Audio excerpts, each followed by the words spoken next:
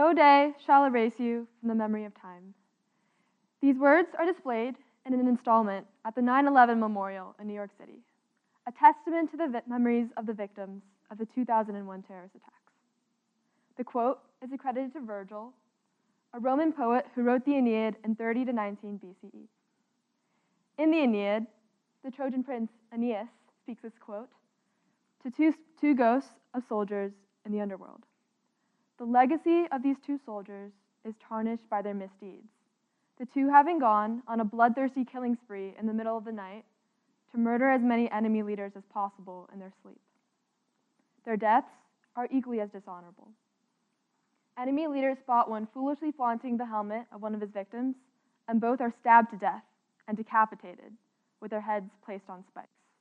Thus, Aeneas delivers the line, Nulla dies umquam memori vos eximet io, or no day shall erase you from the memory of time. This quote carries the context and circumstance of a very different story than the historic event the 9/11 Memorial should be highlighting. Difficult as it is, ancient texts should always be carefully understood and contextualized before setting translations in stone. Translation is an imperfect art. By this, I mean that whenever words are taken out of their original language and molded into a new one, they are ripped from their context and fitted into the culture and influence of their new surroundings. There is no such thing as a perfect translation because there's no such thing as two perfectly identical contexts.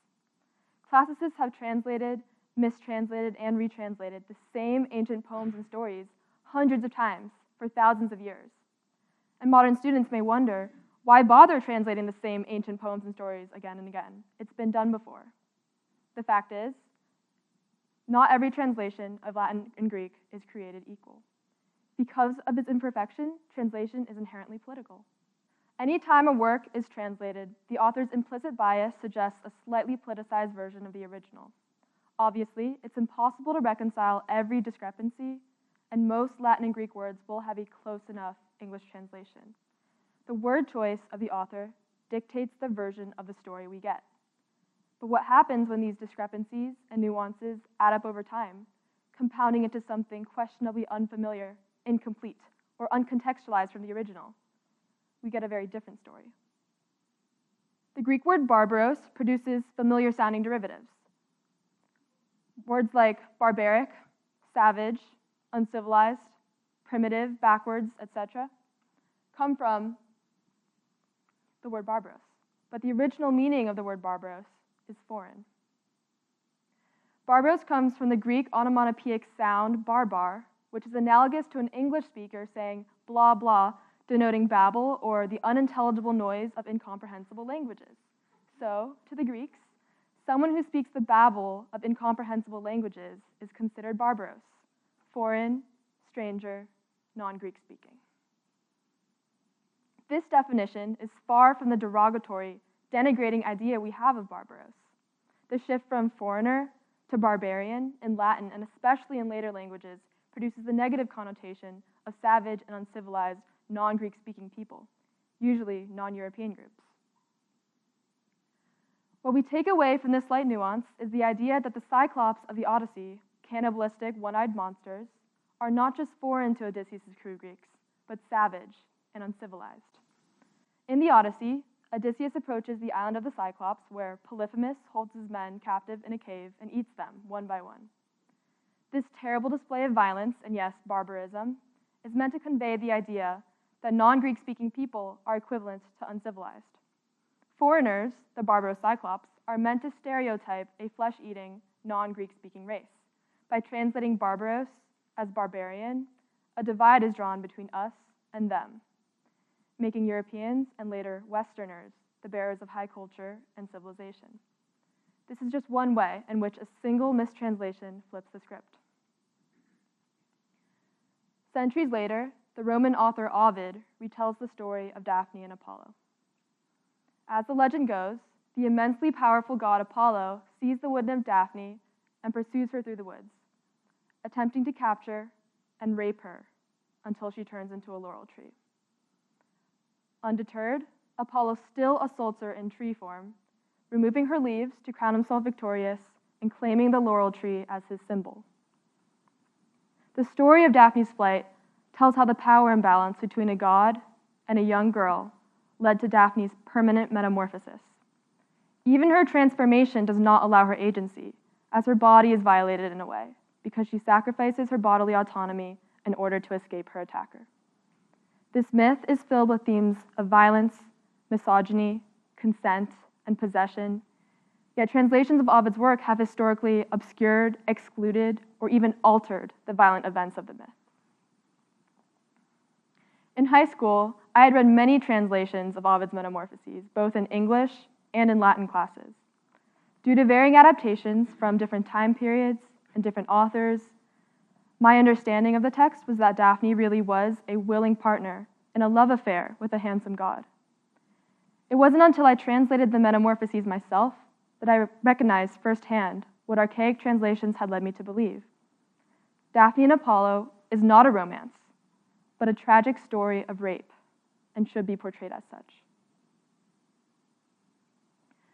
Sexual violence is pervasive throughout ancient literature, yet translators have the tendency to depict sexual violence as acts of love and adoration. By doing so, translators euphemize heinous acts, allowing for the modern implications that sexual violence and rape are normalized. In various instances of embellishment, rape becomes advances or wooing. The Latin word rape comes from rapere, which means to seize, to snatch, to destroy, or to pillage. In Ovid's poem, Apollo is described as rapiens, which means seizing. This word has been translated into English by many translators as chase or pursue. This waters down the forceful meaning of the word, dismissing the violent undertones and allowing for the implication that there was no assault or violence. Even more extreme is the alteration of the storyline so that no act of coercion was involved at all in the original. In David Rayburn's Metamorphoses, Daphne's arms are depicted as shapely, her lips teasingly tempting, her chest soft and white, and her body as a whole inviting, though the Latin does not justify these interpretations. Adaptations which soften the brutality of the myth and countless other stories of women similar to Daphne's have modern implications to the study of literature. The ideas of rape culture and victim blaming are justified by framing Daphne as inviting the assault or encouraging Apollo's advances. Daphne's myth becomes metaphorical for justified sexual violence, implying that a woman can be won over if pursued for long enough. And another instance of violent, misogynistic misinterpretations occurs at the end of the Odyssey. Upon his return, Odysseus finds his home filled with suitors seeking his wife Penelope's hand in marriage in his absence.